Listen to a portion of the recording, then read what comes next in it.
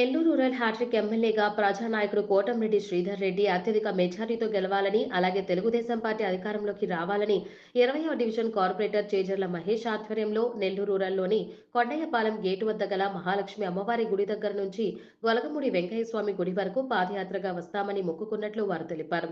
ఊహించిన మెజార్టీ కంటే ఎక్కువ ఉన్నారు. ఈ కార్యక్రమంలో కార్పొరేటర్ చేజర్ల మహేష్, పోతురాజు రవి, నరేష్, 20వ డివిజన్ తెలుగుదేశం పార్టీ నాయకులు, కార్యకర్తలు పాల్గొన్నారు.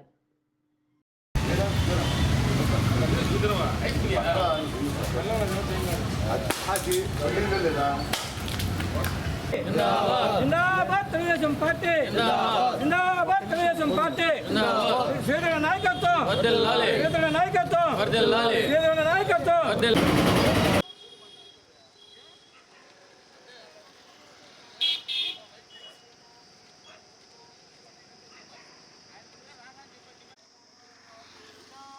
తెలుగుదేశం పార్టీ జిందాబాద్ తెలుగుదేశం పార్టీ జిందాబాద్ నాయకత్వం నాయకత్వం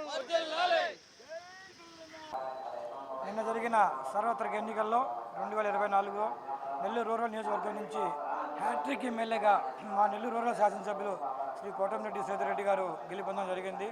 దానికి ఈరోజు మా ఎమ్మెల్యే గారు గెలవాలని, హ్యాట్రిక్ ఎమ్మెల్యే గెలవాలని మేము ఇక్కడ గొలగమూడి వెంకటస్వామి దగ్గర మొక్కుకోవడం జరిగింది. ఆ మొక్కు తీర్చుకోవడం కోసం ఈరోజు మా డివిజన్ నాయకులు, కార్యకర్తలు అందరూ కలిసి రవీంద్రనగర్ వెలసి ఉన్న శ్రీ మహాలక్ష్మి అమ్మవారి దేవస్థానం నుండి బయలుదేరి ఇప్పుడు గొలగమూడికి వచ్చి ఉన్నాము ఆ మొక్కు తీర్చుకోవడానికి. రాబోయే రోజుల్లో మా ప్రీతమ నాయకులు శ్రీ కోటంరెడ్డి శ్రీధర్ రెడ్డి గారు మరిన్ని మంచి మంత్రి పదవులు అలంకరించి రాష్ట్రానికి వన్నె తేవాలని కోరుకుంటూ, రాష్ట్ర అభివృద్ధికి తోడ్పడాలని కోరుకుంటూ, దీంట్లో మా ఎమ్మెల్యే గారు గెలవడానికి మెయిన్ ముఖ్య భాగస్వామి అయిన శ్రీ కోటంరెడ్డి గిరిధర్ రెడ్డి గారు, వారి తమ్ములు గారు, వారి కృషి ఎంతో ఉంది. వారికి కూడా తెలుగుదేశం పార్టీలో మంచి ఉన్నతమైన పదవులు వచ్చి వారు కూడా మంచి స్థానంలో ఉండాలని మనస్ఫూర్తిగా కోరుకుంటూ సెలవు తీసుకుంటాం.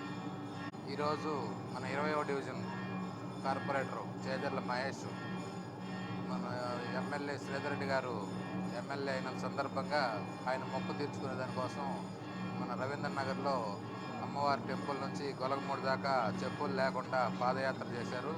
అంతేకాకుండా ఆ టెంపుల్ దగ్గర 101 టెంకాయ కొట్టి ఆయన మొక్కు తీర్చుకున్నారు. అన్న ఆయురారోగ్యాలతో, అష్టైశ్వర్యాలతో ఇంకా మంచి పదవులు అవరోధించి శ్రీధరన్న ఎంతోమందికి సహాయం సహకారాలు అందించాలని కోరుకుంటూ సెలవు తీసుకుంటారు.